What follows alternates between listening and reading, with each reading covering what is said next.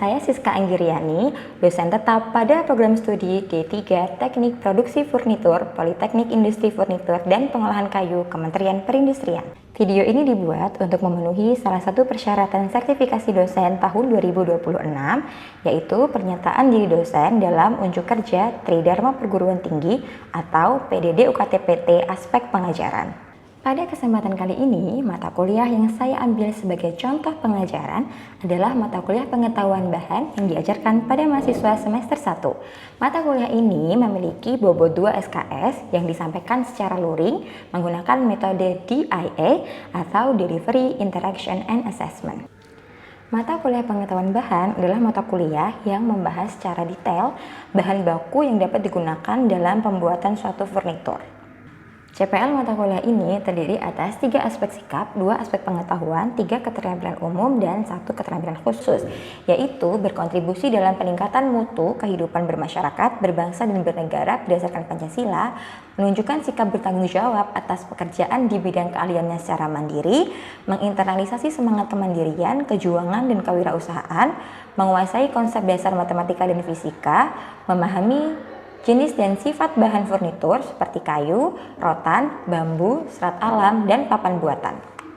Selain itu, mahasiswa juga diharapkan dapat mempertanggungjawabkan pencapaian hasil kerja kelompok, mengembangkan kompetensi diri dan kelompok kerja, mampu mengembangkan kompetensi diri dan kelompok kerja, serta mampu memilih jenis dan bahan furnitur, yaitu kayu, rotan, bambu, dan serat alam, sehingga dapat memenuhi standar kualitas dan performa produk furnitur. Sehingga setelah mengikuti mata kuliah ini, mahasiswa mampu menentukan jenis dan kualitas bahan baku furnitur yang ramah lingkungan dan berasal dari sumber daya hutan lestari dan bahan pendukung lainnya agar sesuai dengan kebutuhan atau permintaan pasar. Mata kuliah ini tidak hanya membekali mahasiswa dengan pemahaman mengenai karakteristik bahan baku dan bahan pendukung furnitur, namun juga treatment bahan baku untuk mengoptimalkan penggunaannya. Materi yang disampaikan pada mata kuliah ini yaitu sumber daya hutan kayu dan non-kayu, sifat umum kayu, sifat anatomi, fisis, dan kimia kayu, sifat mekanis dan wood bending, pengeringan dan pengawetan, faktor perusak dan cacat kayu, komposit yang meliputi laminasi, veneering, FGL, dan papan komposit, grading, scaling, dan standar legalitas kayu, mengenal dan memahami sifat dan karakter bahan bambu, rotan, dan serat alam, mengenal dan memahami bahan sintetis dan pelapis, serta mengenal metal, resin, dan kaca untuk pembuatan furnitur. Sumber pembelajaran pada mata kuliah ini berasal dari berbagai buku, artikel ilmiah, dan bahan ajar yang disampaikan pada RPS mata kuliah. Adapun aspek penilaian dari mata kuliah ini terdiri atas 15% nilai perilaku, 20% nilai tugas individu, 25% nilai UTS, dan 40% nilai UAS. Berikutnya merupakan cuplikan dari proses pengajaran yang saya laksanakan secara tatap muka atau sinkronus dengan mahasiswa semester 1 pada materi ke-8 yaitu pengawetan kayu. Selamat menyaksikan. Assalamualaikum warahmatullahi wabarakatuh. Kayak gimana teman-teman TPFA 25 hari ini kabarnya?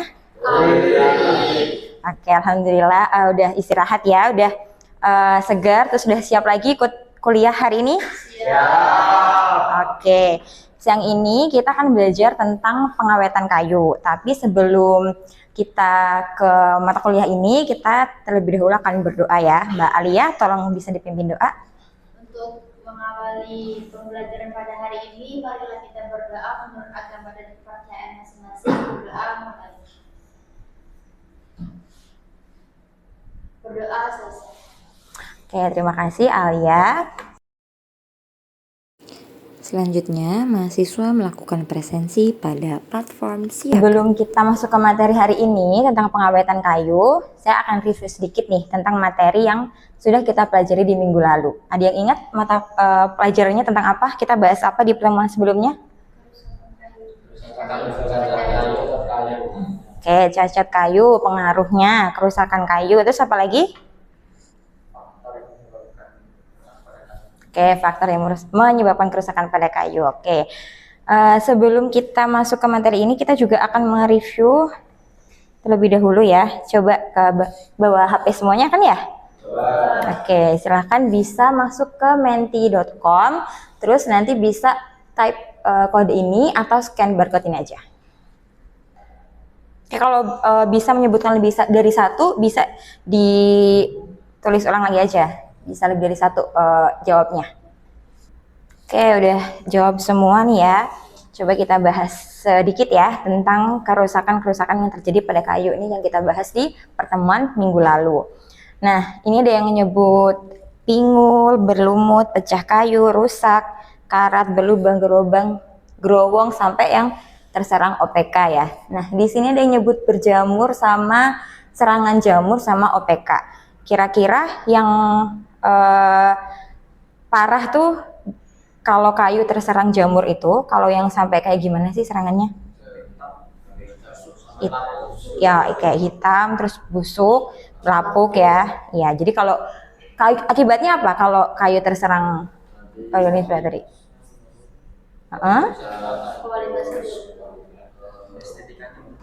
Oke, jadi kualitas, estetika, terus stabilitasnya menurun. Jadi kayunya udah nggak bisa dimanfaatkan lagi ya kalau sampai serangannya parah. Nah, itu kan tadi contoh-contoh kerusakan yang karena organisme perusak kayu. Nah, sekarang saya tanya nih, apakah kerusakan kayu akibat serangan organisme perusak kayu itu dapat dicegah? Ya, coba di vote deh. Bisa atau enggak? Kalian jawab bisa, tidak bisa, atau ragu-ragu nih. Kayaknya bisa, kayaknya enggak nih. Coba bisa di vote ya.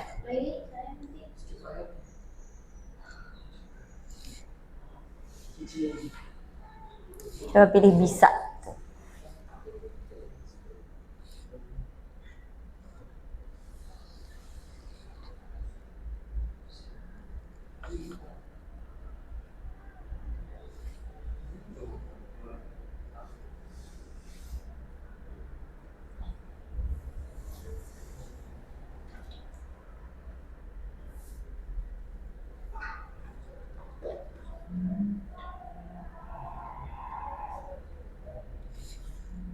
Oke, ini udah masuk semua nih responnya. Jadi kita sepakat ya kelas ini kalau kerusakan kayu akibat serangan organisme perusak kayu itu bisa dicegah. Nah, sejauh yang kalian tahu nih, kira-kira pencegahannya tuh dengan cara apa?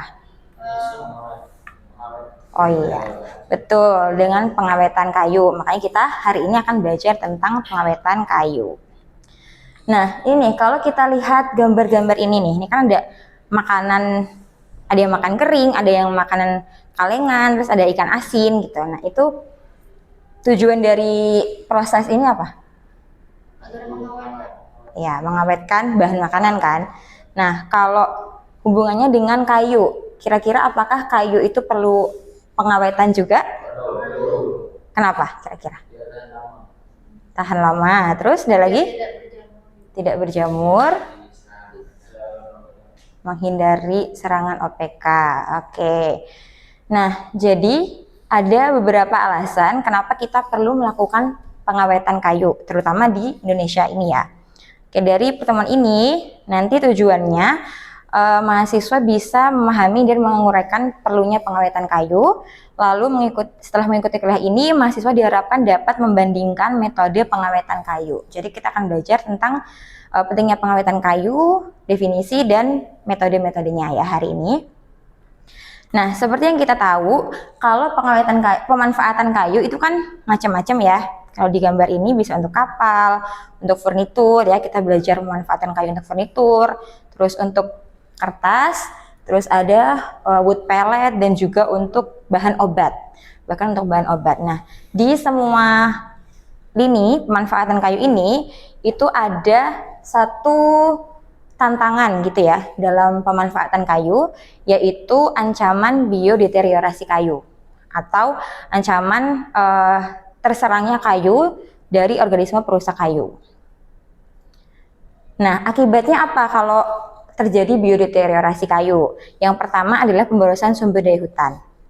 Kalau misalkan kayunya itu diserang organisme perusak kayu kayak rayap, jamur, terus kemarin kita udah belajar juga ada kumbang ya yang merusak kayu, itu kan nanti kita harus cepat-cepat mengganti kayu itu. Akibatnya kalau kita cepat mengganti, kita harus menebang kayu kan dari hutan atau dari hutan rakyat atau hutan produksi gitu untuk memanfaatkan kayu yang di sana.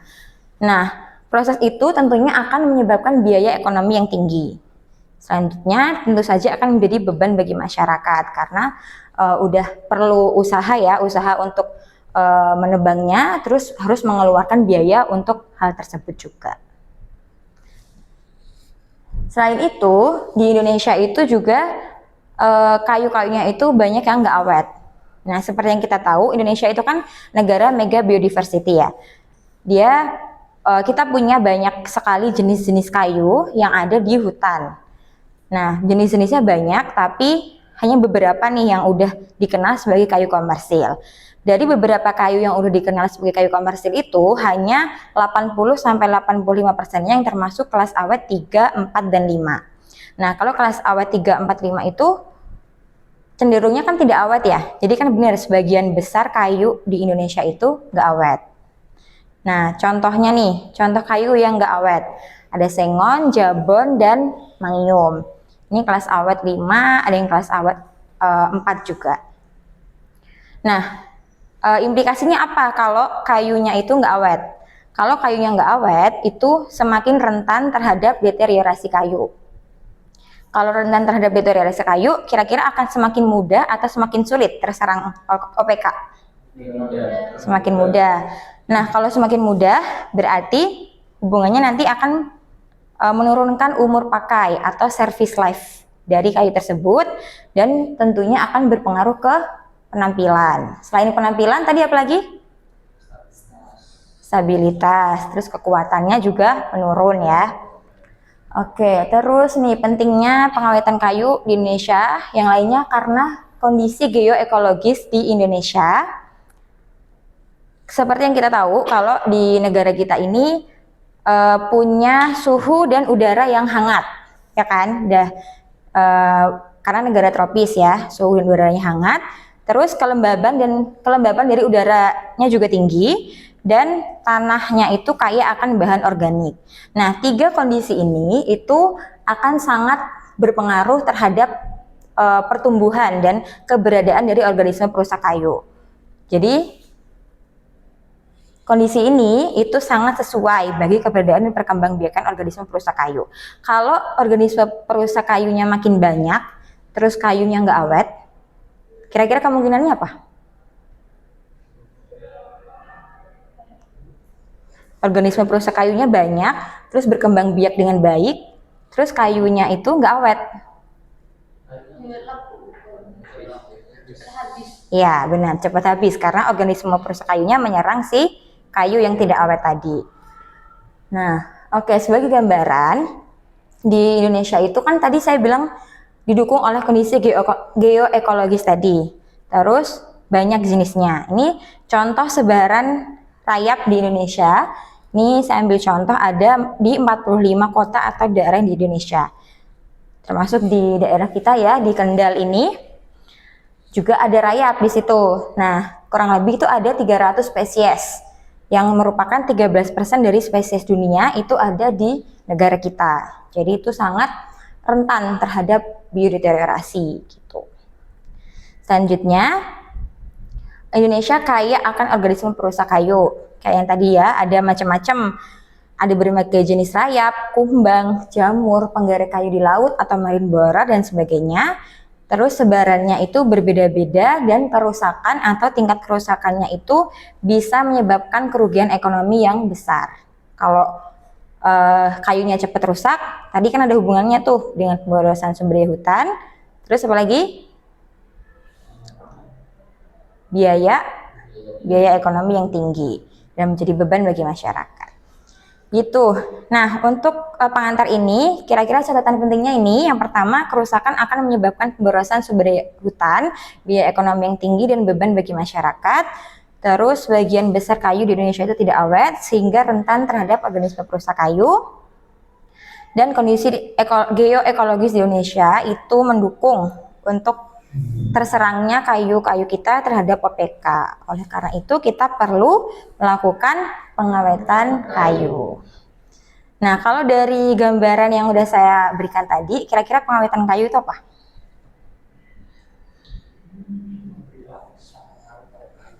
Memberi lapisan pengawet pada kayu. Terus selain itu, apalagi Nafis mungkin? Oke. Terus siapa lagi mau menambahkan? Rizky?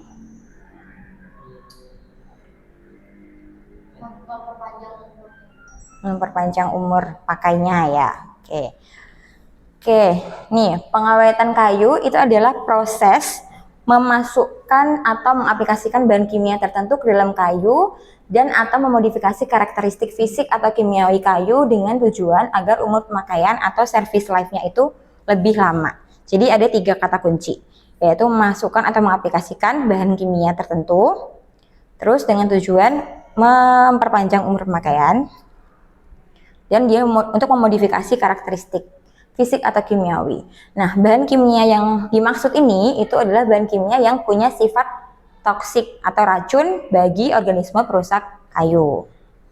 Itu. Nah, proses pengawetan itu bisa dilakukan mulai dari kayu itu tersebut berbentuk log sampai saat sudah jadi produk, mulai dari konstruksi untuk kuda-kuda di rumah, terus untuk kusen dan sebagainya, sampai saat sudah jadi furnitur yang kalian duduki itu salah satunya. Kalau misalkan terserang organisme perusak kayu juga bisa diawetkan lagi. Nah, metode-metodenya itu ada beberapa metode ini yang saya contohkan, itu dari pelaburan, penyemprotan, pencelupan, perendaman, injeksi dan juga difusi. Yang pertama kita akan bahas tentang brushing atau pelaburan. Nah, metode ini merupakan metode yang paling mudah dilakukan karena hanya memerlukan alat yang sederhana, yaitu kuas. Ya, kuas. Terus bahan pengawetnya itu juga bisa yang paket bahan pengawet yang larut minyak ataupun larut air.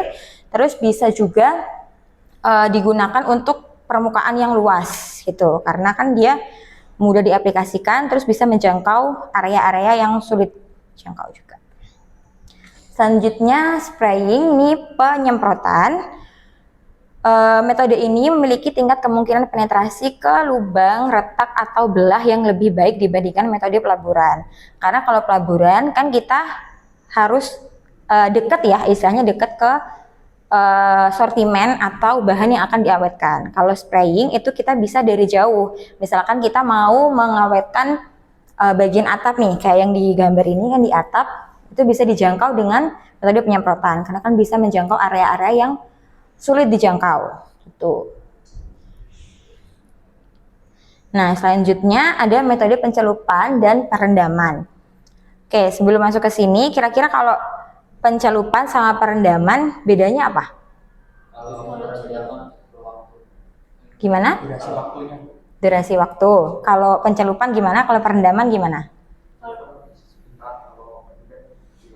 Oke, sepakat? Atau ada yang berpendapat lain? Sepakat. Oke, jadi benar kalau pencelupan itu lebih sebentar waktunya, kalau perendaman itu jangka waktunya lebih lama.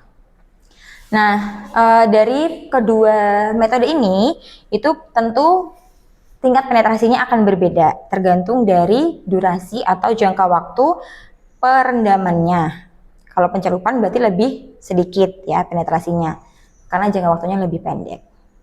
Gitu. Nah, tapi kekurangannya kalau metode pencelupan dan perendaman ini lebih perlu banyak bahan kimia dan juga air atau pelarutnya. Karena kan kita butuh bahan kimianya lebih banyak dibandingkan kalau pelaburan atau penyemprotan tadi.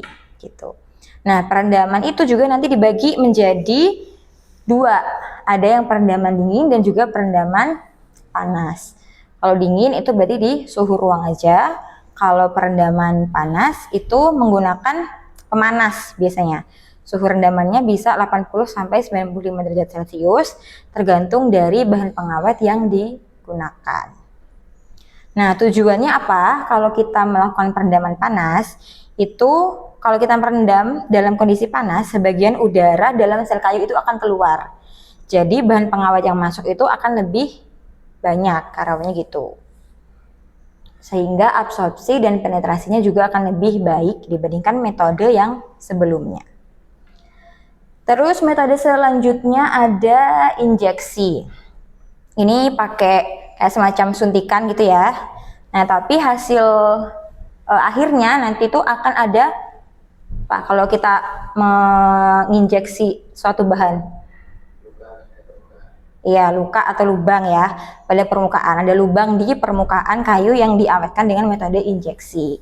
Nah, kelebihannya ini bisa untuk produk yang udah jadi. Jadi kalau misalkan ini contohnya kan ada meja atau kursi yang udah jadi produk nih, terus kita mau mengawetkan. Nah, itu kita bisa pakai metode injeksi. Tapi kekurangannya karena tadi ada lubang, jadi bisa menurunkan sifat apa? Kalau yang berhubungan dengan kekuatan, sifat apa?